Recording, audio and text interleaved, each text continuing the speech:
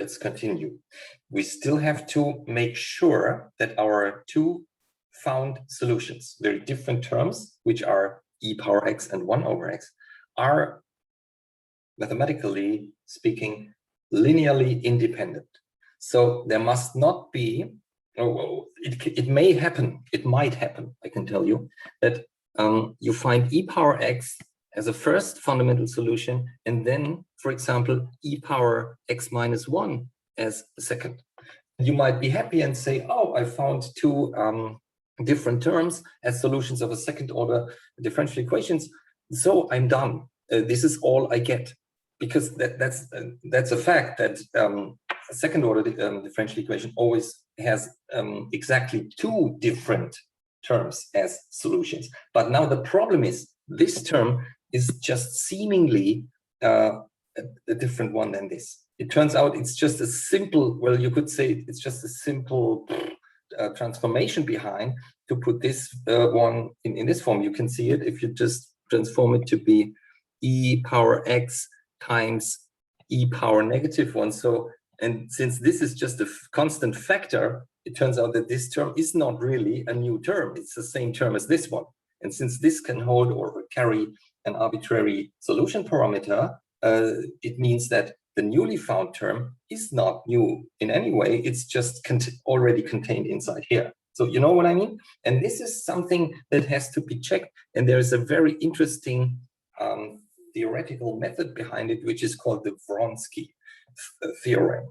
We could say the Wronski matrix and its determinant decide whether found solutions are linearly dependent or not. And look here, because we need this for the next exercise also. Well, this is just a presentation of this method. The proof for linear independence of our found terms is performed using the Wronski determinant, which must be, this is important, it must be non-zero for some value of x, element r. More precisely speaking, of course, it should be a valid value of x. And if it's non-zero just for one value of x and 0 for all the others, still our found terms are linearly independent. So the only problem would appear, and this would be a bad result, if it turns out that the Wronski determinant equals 0 for all values of x. This would be a problem, but it will not happen. So what do? Well, we set up the Wronski matrix in the following way. We put our found solution terms of our differential equation in the first row, so which are simply e power x and 1 over x. Then in the second row, we take their first derivatives, which are e power x and, as you know, negative 1 over x squared. This is the derivative of 1 over x. So that's easy. And now we are done. Just imagine a different case where we had a differential equation of third order. This would mean we found 3 different linearly independent terms as fundamental solutions. So in this case, we would put them all the 3 in the first row, then their first derivatives in the second row, but also their second derivatives in the third row. So in this case, we would get a 3 times 3 matrix. So the Wronski matrix is always quadratic. That's good. That's very systematic. So now take the determinant, which is the diagonal product minus the second diagonal product. So in this case, e power x times negative 1 over x squared minus e power x, let's see, this one, times 1 over x. So we have a minus sign here and here. We can pull this to the left. We have negative e power x and then times, in parentheses, 1 over x squared plus 1 over x. By chance, this is quite the same as we had before. It's different, but it almost looks the same as our L of x. That's just sort of by accident. Anyway, what we find is, since an exponential factor is always greater than 0, so we have a negative sign here. This is negative, but then times a fraction, which, as you see, is almost always non-zero, right? Because the only 0 that this function has will be a 0 in the numerator at x equals negative 1. I call this x0 or x null. Okay, this is the only 0 of this fraction. So it means our Wronski determinant is non-equal to 0 almost always, with just one little exception. It means in the end that our found fundamental solutions are linearly independent, and this means our homogeneous differential equation has just been solved completely.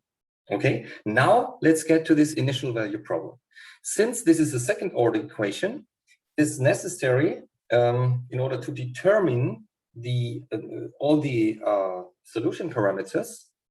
In order to fully determine them, it is necessary to have two independent equations given. And these are called initial conditions, as you know, where usually you would say y of 0 and then y prime of 0 and everything at the same value of x. This is called initial conditions.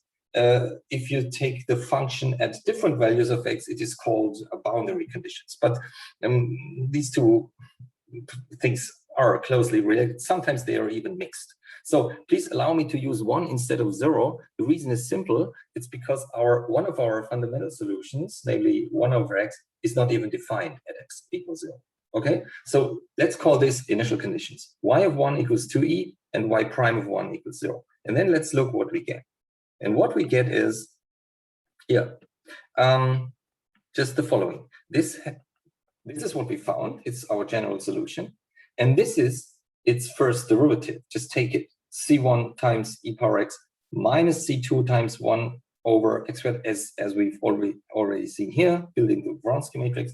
So this is y prime. Now, use these two equations to fulfill your initial conditions. The first one is, well, derivative number 0, so the function itself.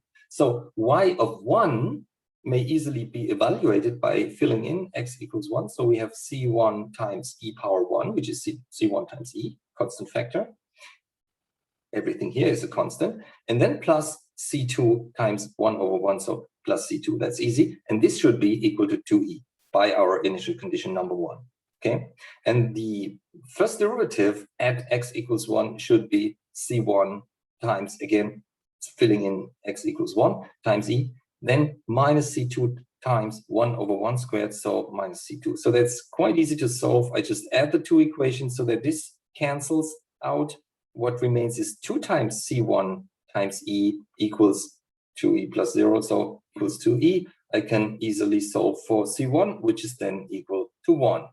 Well, filling this in, okay, into one, whatever, let's say into the first equation, then I will, or even easier, I can take the first equation minus the second one in order for this term to cancel out.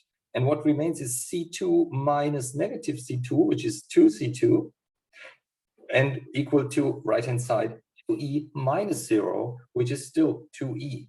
So I can cross out the 2 factor, the factor of 2, and I get my C2 equal to e. So that's Euler's number as a result. And then finally, we can fill these into our, well, this should be, let's just put it here, into our approach. And finally, we have managed to determine our solution parameters in order to fulfill these initial conditions. So that's quite an easy task.